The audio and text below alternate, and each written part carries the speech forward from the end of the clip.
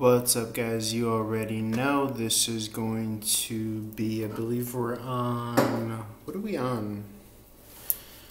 We're on the money readings.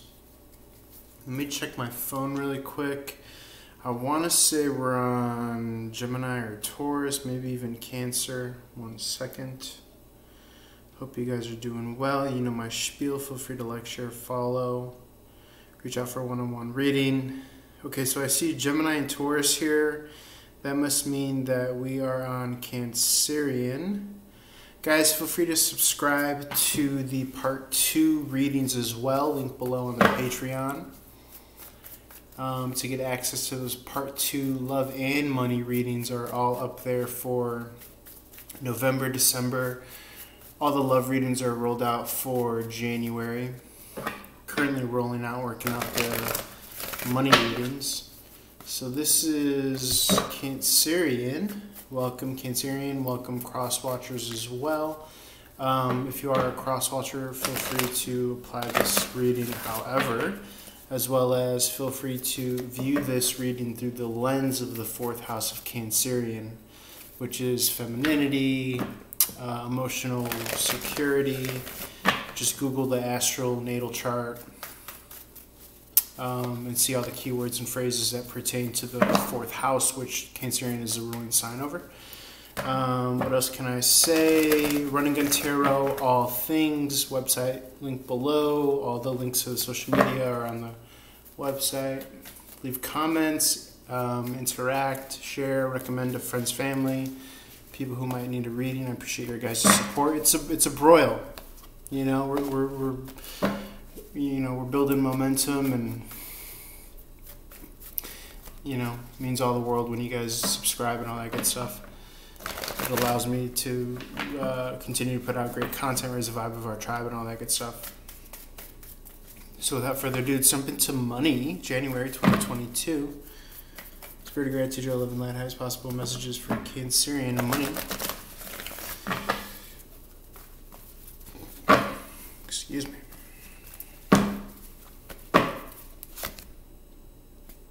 Okay, star card in the reverse. This is Aquarius energy. Reminds me of Jupiter leaving Aquarius on the 28th, moving into Pisces. Expansive Jupiter moving into this kind of dreamscape-esque Pisces sign, which I think is an opportunity to kind of channel heaven on earth. It's real grandiose window of opportunity, especially with Uranus and Taurus, the planet of shock, rebellion, surprises, and all in your money sector, 2nd house, Taurus. Star card in the reverse is like fame, fortune, cloaking yourself from the spotlight. Okay, if you can't sing or dance, you shouldn't be in the spotlight. That's what they say. Or if you're going to be in the spotlight, you want to make sure to be mindful of where your mental antenna is at. Some people, you know, such as myself, practice mantra, a focal point, an anchor point. That could be affirmation, repetition to build confidence, or you know, whatever resource you feel may be needed internally or tuned into, tapped into.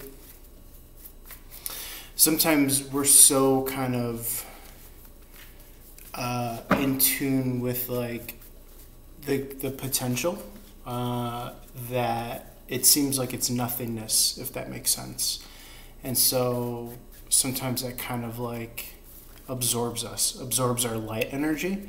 So a good way to kind of channel that is to create in that potential, that nothingness as it were, with mental energy. Okay, so that's how you kind of create and manifest. So as opposed to say the default is to worry or kind of be consumed, you are leveraging those functions for abundance, joy, bliss, all that stuff. Okay, so everything, you know, one hand washes the other. Everything's feeding into everything else. So I could and I should, you know, we all should speak to abundance, rich, fame, fortune, and like I said, the star card speaks to kind of fame, being in the spotlight. The reversals are more so.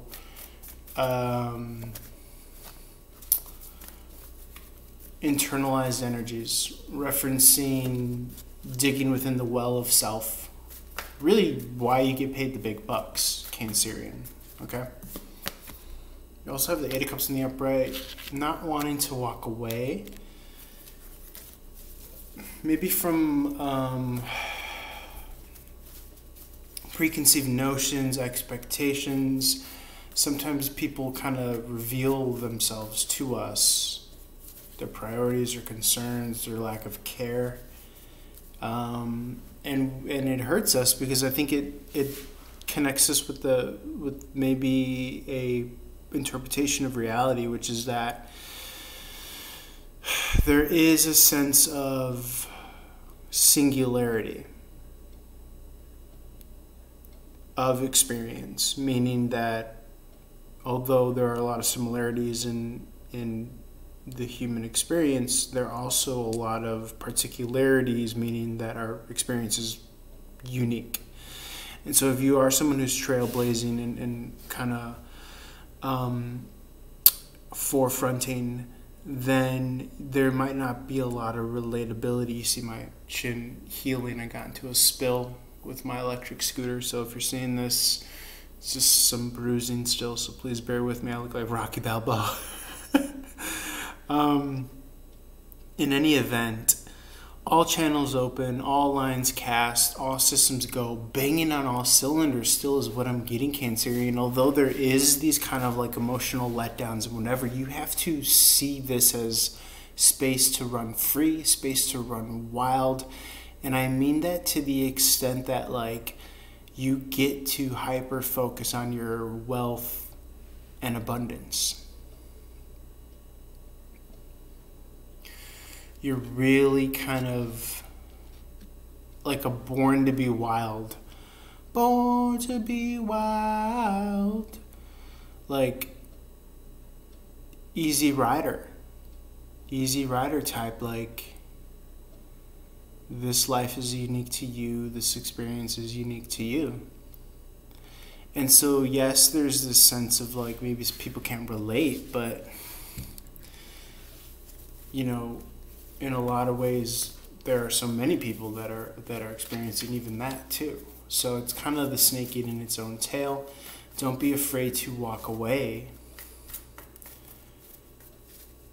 And don't be afraid to understand that kind of duplicity. And yes, maybe I'm alone, but yes, I'm not alone because we're all going through a unique experience. So when you walk away, fate happens, okay? Crazy twists and turns of events happen.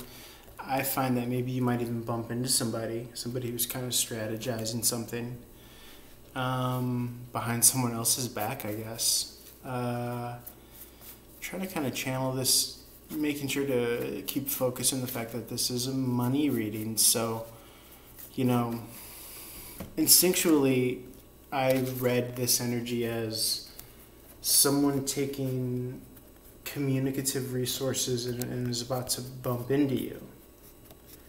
Okay, so someone's being distracted and enamored by what they could offer during a season of, this isn't the season to be offering love quite necessarily. This is a season to get your financial all systems go, born to be free, born to be wild on.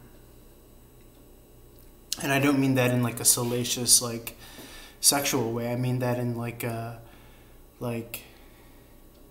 the fish are biting, so you need to like get out there and get to your hustle and get to, but not in like this grind set, not in this grind mode. You're, again, that's another function, another kind of gear that we want to shift our understanding and interpretation into, to the extent that like we're not grinding hustle hard mode, we're being pulled by the chariot. That's been a thematic theme. And actually now that we're on your sign, the chariot is the sign of Cancer.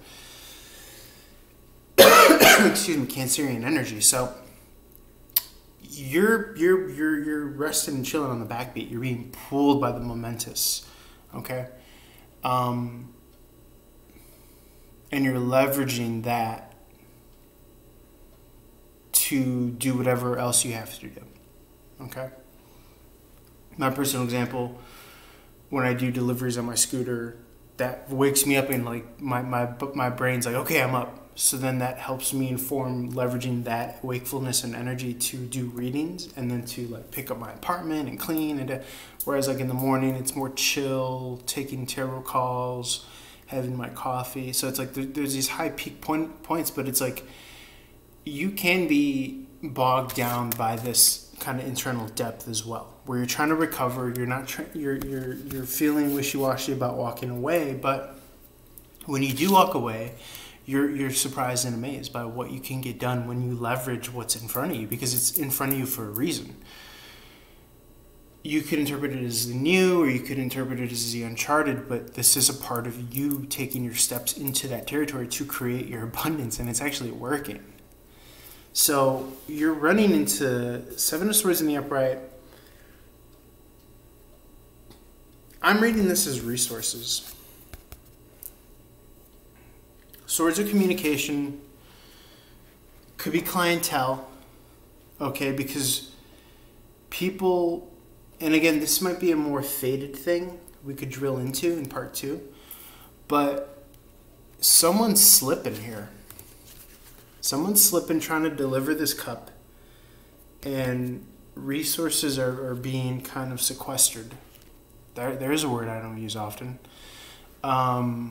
Nonetheless, we're going to see how these resources come to play. Obviously, it's going to affect your finances in a positive way, I would imagine. I don't see this as a negative effect. Okay, the only thing that I could see is that maybe the Seven of Swords references the Five of Swords, because 5 swords are being carried. This is a cutthroat mentality. Okay, but I'm getting more so that it's almost as if somebody's bringing resources to your table, whether you want to use them or not. So let's speak to this. It's almost as if you're taking advantage of a particular situation, but that's not necessarily bad. Let's hop over to part 2 and clarify.